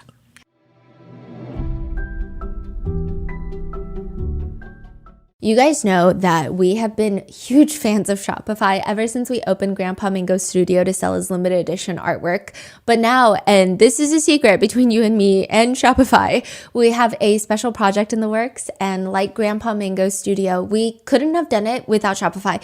I think I would have been so overwhelmed. It wasn't even a question if we were going to use Shopify or not for this project. They are the best one-stop commerce platform for your business, big or small, with the world's best converting checkout. Shopify's POS, which is their point of sale system, it's like the secret weapon to their stores with in-person checkout.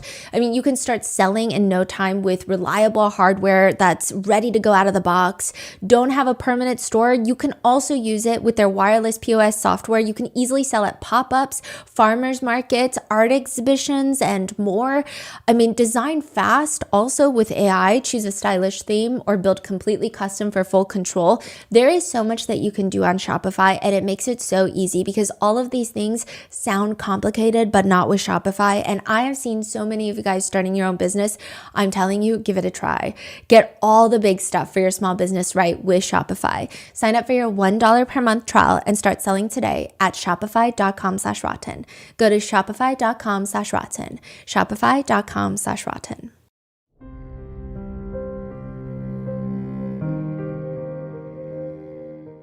You did something interesting in prison. Where are you going with this, Steph? I don't even know. You helped someone write a love letter. I helped a Spanish guy who was facing 10 years, and he had an English girlfriend, and he did not have command of the English language. And he asked me, would I write a love letter to his girlfriend about, you know, how much he loved her, and please wait for him, and he'll be back. And did it work? I don't know. He got shipped off to prison, and that's the last I ever saw of him. So I don't In know. my mind, it works. Yeah. So no, I wrote letters for guys to their lawyers, to their public defenders, to the judge, and to their family members. You know, I felt I needed to do stuff for other people to make myself feel better in that situation. Just like I needed to do good things because I was in such a dark spot when I was locked up. So I constantly did that. So you never wrote a letter to like a college sweetheart. Nope. Did you think about it? I did. And I thought I'll never get to see Lisa again. I'll never get that chance, you know, to ride off into the sunset, swoop her up off her feet, especially early on when I was facing life for those 3 years. And then I never heard from her. And I'm like, all right, well, that's that. I mean, how often did you think about your college sweetheart? I thought about her my whole life. Like, she was inside my skull scratching, like literally like tormenting me. Clarky, why, Clarky? Why? Why could you not commit to me? And just the shame of that, you know, like victims love to just shame themselves. So that would add shame to my shame. And then doing drugs would add shame to my shame. And getting involved with the mob would add shame to my shame. And not being able to tell my father would add shame to my shame. So like we're just constantly shaming ourselves. And so Lisa was just another source of shame. And so no, I never. I thought I missed my chance, and after that law passed, that law took up a lot of time. I was working full time. I was speaking. You know, started motivational speaking, and then when the law passed, I'm like, what now? And I was working as a chef, assistant chef at a busy restaurant. I'm driving home late at night one night, and I'm like, I either want to get a pit bull or a girlfriend. Wait, this is a crazy multiple choice. So pit bull, girlfriend, pit bull, girlfriend. And I'm like, it's not fair to any girl I get involved with if I'm still thinking about Lisa. So you never stopped thinking about Lisa? I never did. And I'm like, to get into a new relationship, to get into any relationship, I've got to confront Lisa. I found her on Facebook, and I drafted up a long Facebook message, and I deleted it. And I drafted up another message, and my thumb hung over the send button. And I debated, is it better to keep the fantasy? Maybe I'm just making it up in my mind how amazing our love was and how passionate we were for each other. Maybe like time has made me delusional, and it wasn't really all all I think it is. Because you hadn't seen her since you were 20. I was probably 23 and she was 22. And how old are you at this point? When I got released, I'm 50 years old. And then I worked on the law for a couple of years. So now I'm like 52, 53. Wow. Okay. And now you're like, I don't know. But you send it, right? So do you keep the fantasy alive and not send it? Or do you pull up your big boy pants and say, let's see what the hell's going to happen here, and you send it? You got to send it, Steph. You got to take chances. So I sent it out. Yeah. And I was literally like a crackhead waiting for his dealer to call him back. Like, I check my phone. I'm at work. I had to check my phone 100 times. Oh my gosh. And I'm like, oh, I knew I shouldn't have sent it. And then she replied. And then I replied. And then she replied. And I replied. And she replied. Was it awkward? Was it? No, it instantly started to flow. She thought I couldn't commit to her all those years ago because I didn't love her. And that wasn't the case.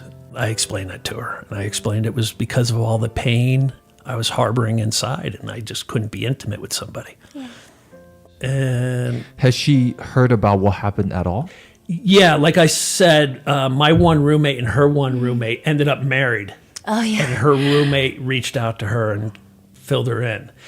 She had written me 3 letters, I believe, when I was locked up, and she ended up ripping them up because she just wasn't ready to open that door again.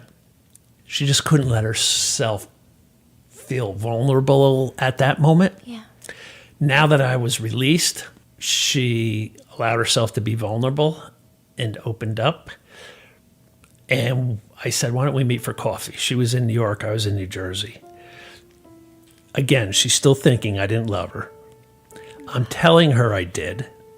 She's not really believing me. So I brought ammunition with me to that first coffee meeting to prove to her that I did, in fact, love her. What was that? She had written me a lot of love letters and cards back in the day, and I had saved them. And over the years, whenever I would start lamenting her, I would get out these love letters and reread them and feel connected. Whenever I would feel a gap between us forming, I would get her love letters out and reread them and get that bond back together. And I brought a briefcase with me to the coffee shop, and she said, do you always bring a briefcase with you when you have coffee?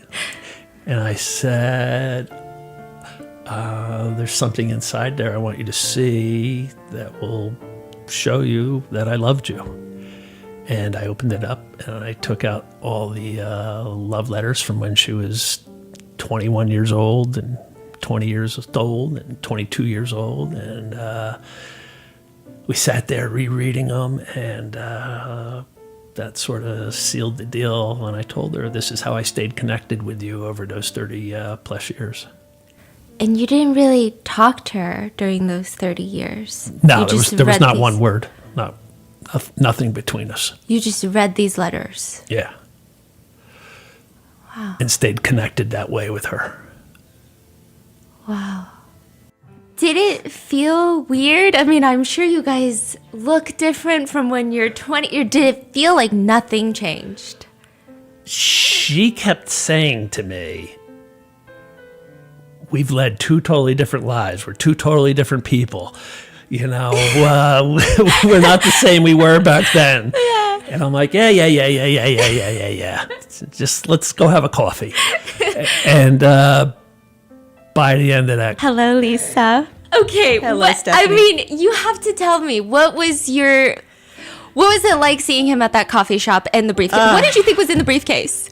I didn't know it was in the briefcase. I mean, first of all, seeing him after like 3 decades, it was unbelievable. The 2 weeks that we were in communication with each other, we were kind of getting to know each other again. But we always would banter back and forth and tease each other, and we always had a very playful relationship.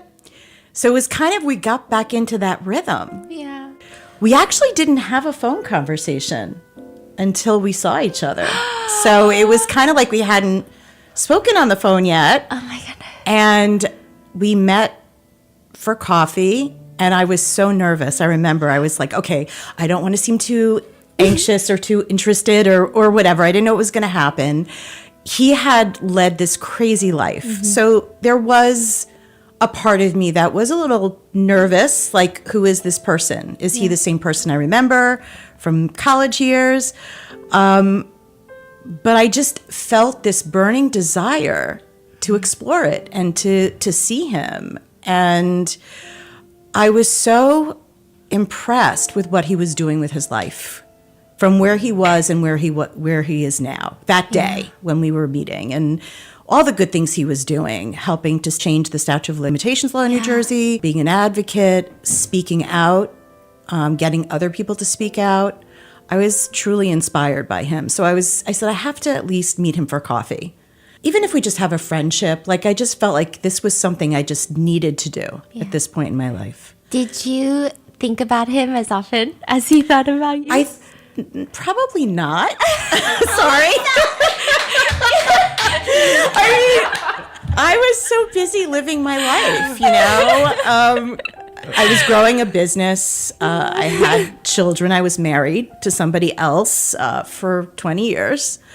The marriage was deteriorating, and but at the same time, I did think about him because I felt like he was that one person. I think everyone has that one person that their first love, and that person that there was never any sort of closure with Clark.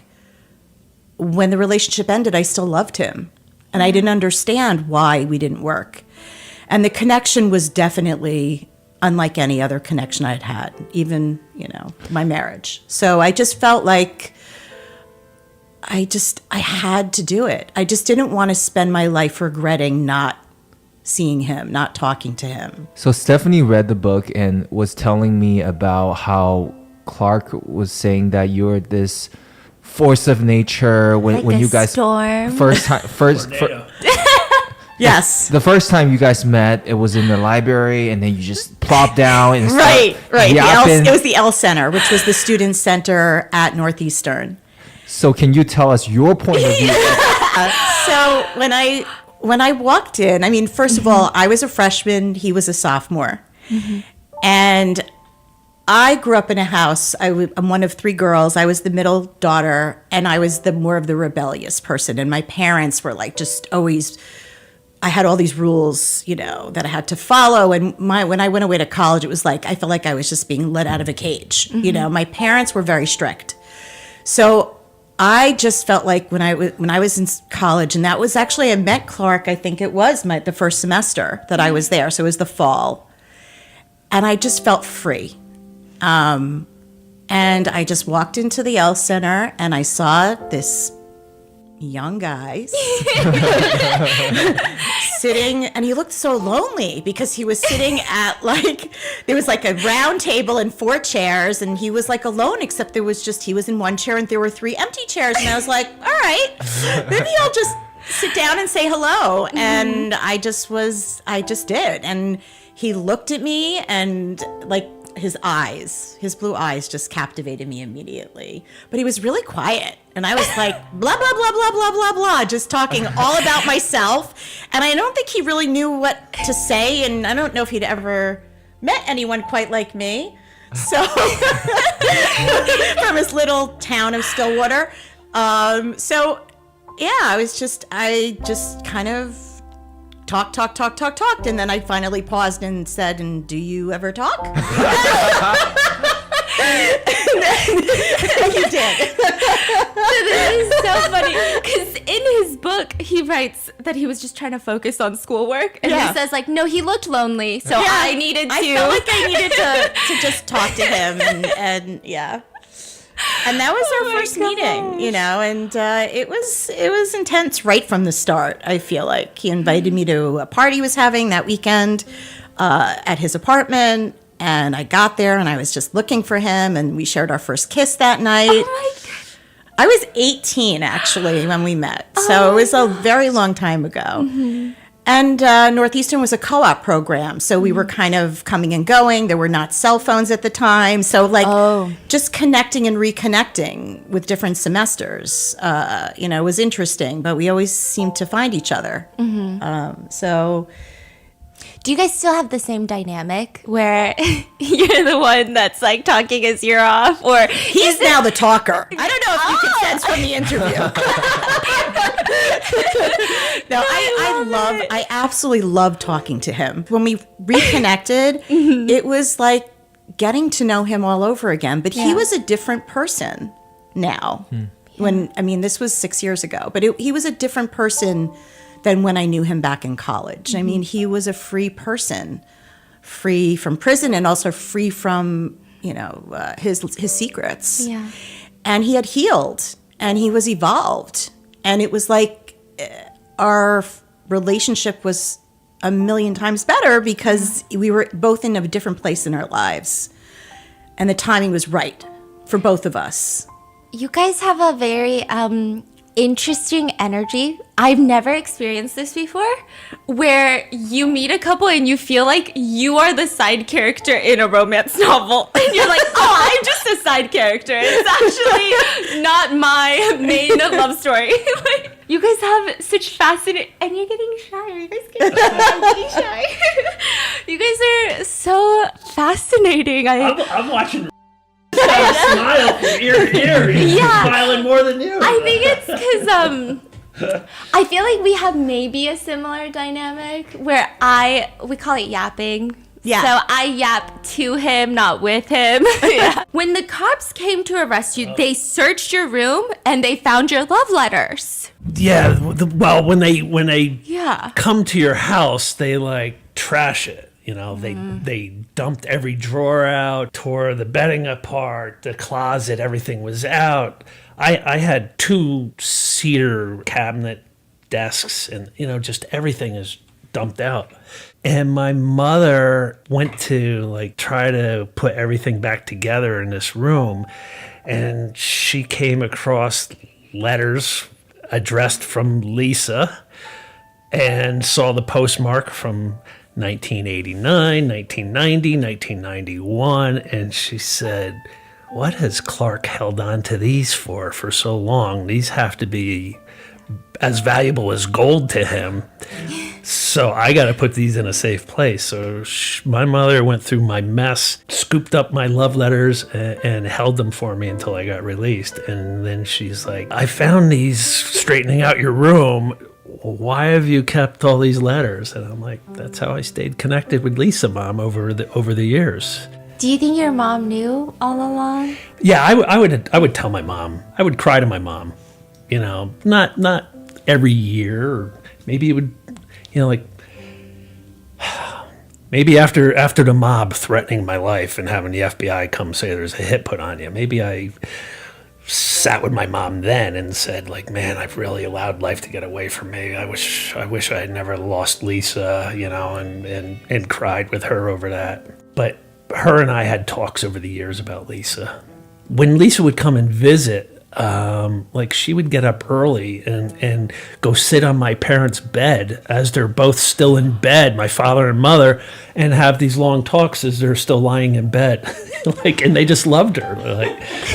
Wait, could you read us a snippet of the letter you wrote him? Sure.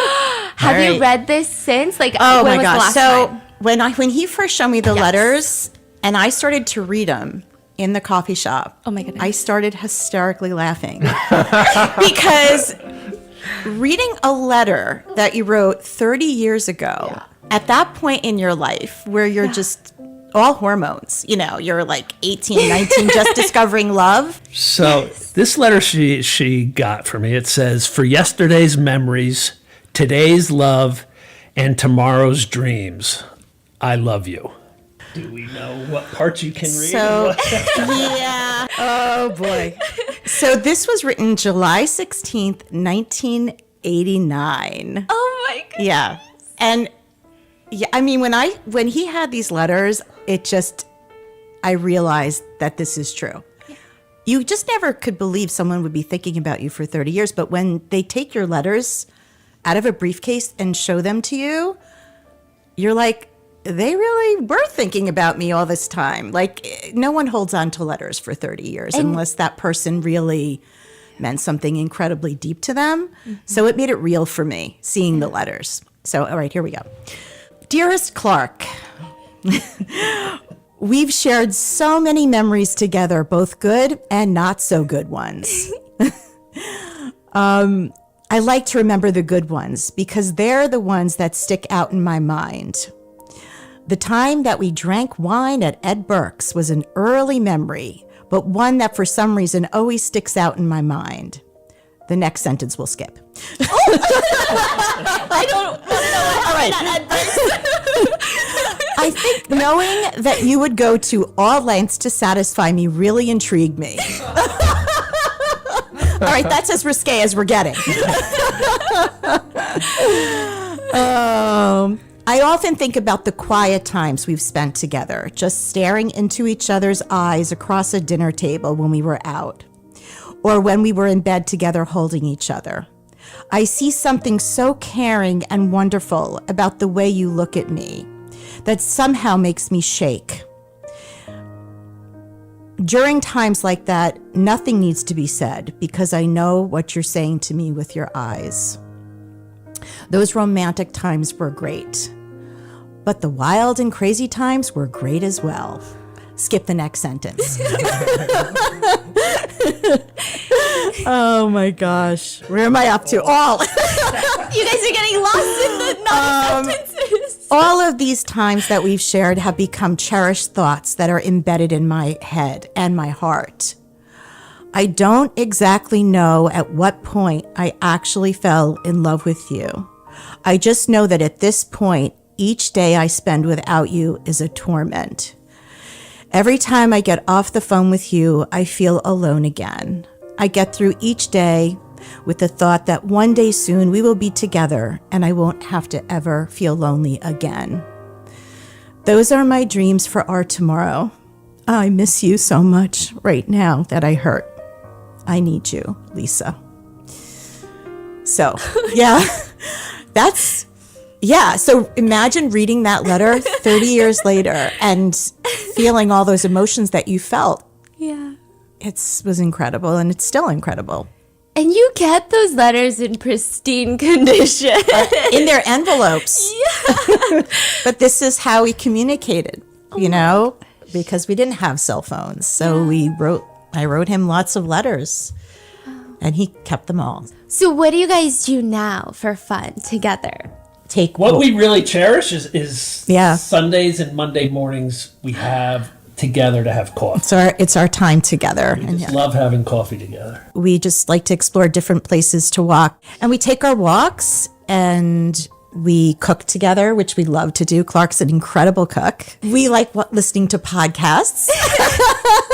We're watching movies. Yes. Do you watch all of his podcasts? I do. And I try to give him constructive criticism. I think his platform is so important. And I want him to grow. And I think he's doing such meaningful work. Yeah. And he continues to inspire me. Ever since we reconnected, I tell him he's a constant source of inspiration for me. Yeah.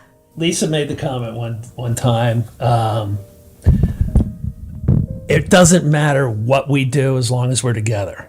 Yeah. So the day before we flew down to do your show, my mother was in the hospital. So we had to go pick her up from the hospital. It took a while, to get her discharged. Drove her home, got her home, and the same thing we just took her from the hospital for happened again. And we had to turn around and drive her back to the hospital. And we met my sister there, and we were there a while. And so it was a really long day. And then eventually we had to leave my mother there. And driving home that night, I said to her, I go, you made the comment one time, it doesn't matter what we're doing as long as we're together. So I hope that holds true for today as well. And she's like, of course it does. Yeah, we're So a team for sure. And I think that's when you know you're with the right person. Because it doesn't feel like a chore to do that. You just want to be there for them. But is your mother okay? she's home now. Yeah. She's got some medical issues we got to get straightened out, but she's home right now. And Clark and his sister are such a great team. Like they come together and they take turns and help. And she's 96, his mom. So, yeah. August 31st, she'll be 96. Yeah, she's turning 96 this month. Oh my. Yeah. Is she happy that you two are back Oh my together? gosh. She's one of my biggest fans. She calls me Lisa, my love, just like Clark. Oh my goodness. I'm so happy you're back in Clark's life. I always knew that you were the one. You were so special. She said, I'm just so happy that you're here. I feel like moms know. Yeah. Yeah. Stop. Okay. Lisa, we need a podcast episode on Clark's podcast review, which I'm going to link in the description along with his book. And I would be obsessed if you guys filmed TikToks together. I don't know. I just want to know more about your life. Okay. I'm obsessed to the point where I genuinely feel like I'm a side character in a rom-com at this point. Like, you guys have some intense chemistry. I can only imagine those letters. Yes. Yeah. Can I ask a final question? Yes. Meet you around the corner. It's not going to be tomorrow sometimes, but it definitely awaits. And this book will instill hope in you and inspiration. That's what it wasn't written to be a trauma dump. It was written to give people hope that anything is possible. Like, I'm living proof that literally anything is possible. Yeah. And you're reunited with And I your get the love. girl back at the end. Yeah. Like it should be a movie. Like, Yeah, no, my it life literally has been a movie. Yeah, no, they need a movie. I need a movie. You guys are incredible. Please keep us updated. Not even just us, but like our audience on everything you guys are gonna do. All Okay, right. Lisa, please promise right. me you're gonna keep us updated. I'm going to start Yes. taking some classes about TikTok videos like tomorrow. Maybe on the plane home. You never know. Yes. And I am going to leave all of the links in the description. Thank you guys for Thank joining you us. so much,